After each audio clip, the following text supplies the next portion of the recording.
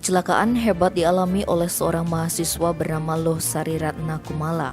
Akibatnya, ia dilarikan ke RSD Mangusade Badung pada Sabtu 16 Oktober. Dikonfirmasi terkait insiden tersebut, Kasat Lantas Polres Badung, AKP Aan Saputra menerangkan bahwa kecelakaan terjadi di Jalan Raya Padang Luih, Banjar Pendem, Desa Dalong, Kuta Utara, Badung. Berawal sekitar pukul 15.45 WITA, Sari mengendarai Yamaha NMAX DK 2891 KIE dari arah selatan menuju utara. Diduga karena terburu-buru, gadis asal Abian Base Mengui Badung berkendara dengan kecepatan tinggi. Korban menyalip kendaraan di depan hingga mengambil haluan terlalu ke kanan.